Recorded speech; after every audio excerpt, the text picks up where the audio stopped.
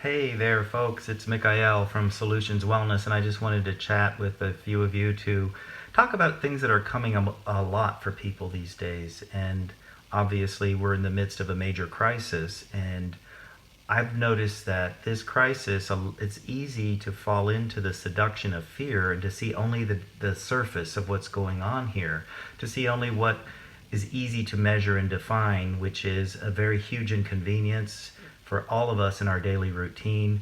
There's also fear of the future, like where are things going to go and what is the unknown that is upon us for humanity, not just for our individual personal lives, but for the whole world.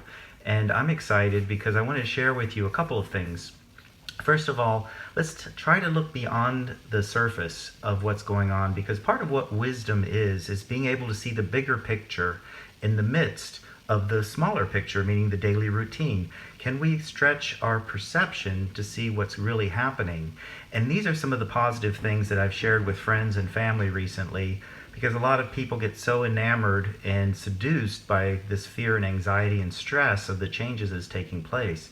So one of the things that I find really fascinating is that the world has never come together like this to prevent something from happening, to prevent this, in quote, invisible war.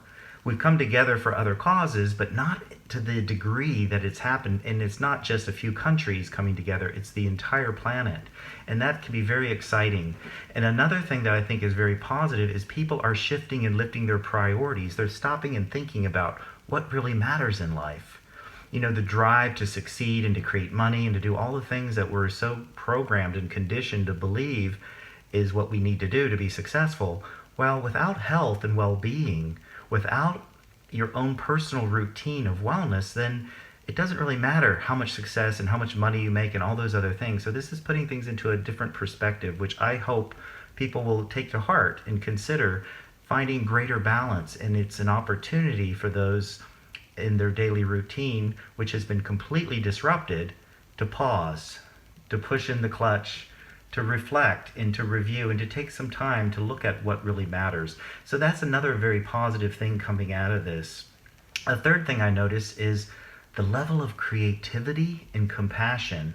Yes, the compassion and the creativity is really born of necessity, but it is awakening in humankind. I see a lot of compassion, a lot of caring, a lot of love, and I think that's something very important for us to remember. And then another component of what is positive is our elderly. You know, growing older myself as a man and now in my mid 50s, as you sense the elderly in our society, specifically in the United States, is often something that's just cast aside. Like, oh yeah, those are my great grandparents, those are my parents, that doesn't matter anymore. And I'm noticing that this forgotten part of our society has been revigorized, re-energized. People are starting to realize what really matters here. And compared to other cultures, as I mentioned, the United States tends to discard people if they grow to a certain age and they're no longer, quote, productive and useful. And it's now our priority to protect them and to give them the message that they do matter. And as the baby boomers are expanding, obviously, and they're in their 70s, they're in their early 80s, 70s, and even late 60s, those people are the ones being affected. And they often are the ones who were a big part of building our culture and society today. And they've often been set aside. So I think that's very important to remember. Now let's talk about how to change. How to create positive changes. Now, many of you have heard me say this in the past and have written articles about it, but all change produces chaos. If it's a big change, then there's a lot of chaos. If there's a little change, there's a little chaos. But chaos is a part of change, and yet all of society and all of the world and all of our conditioning and upbringing tries to protect us, from experiencing change, but not knowing that, trying to protect us from experiencing chaos. Yet we have a negative connotation that chaos is bad and wrong, but it's not. It is necessary for change to happen. And when we can realize, okay, a part of me always wants to grow and change and evolve. So there is a part of me that reaches towards change, and at the very same time, there's a part of me that resists and pulls away from change. And it's like an inner tug of war. And it's mostly because we don't realize that if I'm going to create change in my life, I have to go through chaos. It is something that is necessary for me to experience. So chaos is a part of life. And when we can stop resisting chaos and understanding that it's an important part of our development, of our evolution, of growth, I can also anticipate it. Okay, chaos is going to be here. I'm changing jobs. I'm getting married. I'm getting a divorce. I'm having this happen. And chaos is going to be a part of that. And when you can recognize that chaos is a necessary part of change, you no longer have to be afraid of chaos. And you can see the power and the beauty and the importance of chaos because, as I mentioned previously, nothing changes without chaos. And so you can learn to dance with chaos. You can expect it instead of getting sideswiped by it, suddenly not experiencing or recognizing that you're going to feel it. So one of the keys to making positive changes is to know that chaos is going to be there. And what is my relationship to chaos like? Am I afraid of it? So I want you to think about this. Okay, as change is happening in our world and the chaos is there, what are you contributing? What are you bringing into this chaos? Because what is happening while we're in chaos is that change hasn't quite settled down. So what do I contribute? Am I bringing my fear and my anxiety into chaos? Because if I do, then it's going to change the outcome of the results of the change or the future. And it's so tempting to bring my fear into chaos, but when I can learn to understand that it's a part of life, and I can learn to dance with it, and then I can decide I'm going to bring hope for the unknown called my future. I'm going to bring hope. I'm going to bring joy. I'm going to bring a sense of compassion into this chaos rather than my fear and anxiety. And guess what happens?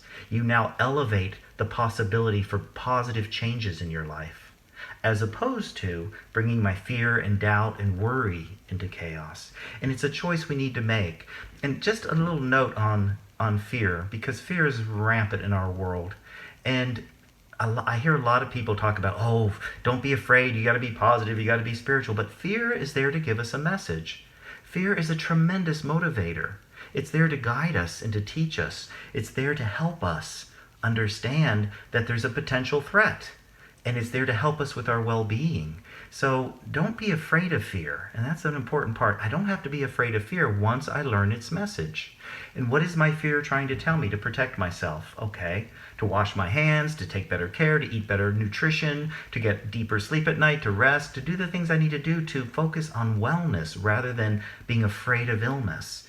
And when you can shift from being afraid of illness, taking your power back, get the message from fear, then you can transform that fear into greater value. You can learn to mitigate the energy of fear. And then it becomes a message, or the actual fear itself transforms into value. My life matters to me. My body matters to me. My future, my health, my well-being of me and my friends and my family and the world, it really matters. And maybe fear is there to show us that. And when you can get the message from fear, then you can let it go and you can reduce your anxiety and then go into the chaos with greater hope, with greater trust, with greater anticipation of compassion, having greater compassion. And you know what? None of you are just observing what's going on. Every thought you think, every feeling you have is contributing to the field, to the collective consciousness called our world. And if you want to help the world and you want to have a positive impact, then admit and own and recognize your fear. Get the message. And now that you got the message, let the messenger go. And then focus on generating hope, generating compassion for yourself and others, and generating greater love that you then bring into the chaos. And when you do that, you're going to influence the nature of change. You're going to have impact on the way things fall into place in the future. As this chaos starts to come together and to create a new future for us, I can contribute love that lifts it to a higher octave, or I can bring my fear and anxiety in, which keeps it either the same or diminishes it. It's up to each of us to consider that and to think about that.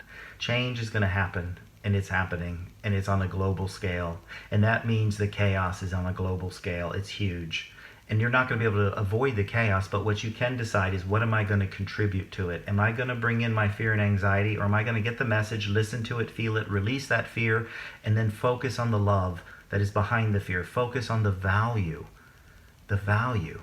It's like, fear and love have this relationship. And because you love your future, you love your life, you love your body, you love your friends, you love your family, it's in jeopardy. It's being threatened by this invisible enemy. And instead of letting fear dictate and dominate me, I'm going to take the power back. And I'm going to begin to focus on the compassion and the love that I feel for myself and for others. The compassion, the love, and the hope that I'm going to bring into this chaos that's happening all around us. And when you do, you're going to lift that chaos to a higher octave, and the change is going to be more positive. So I'll leave everyone with that. Thank you. I'm signing out here from San Francisco, and it's a beautiful day here, actually. Very quiet outside, surprisingly. But thanks for joining, and I look forward to connecting with you folks in the future.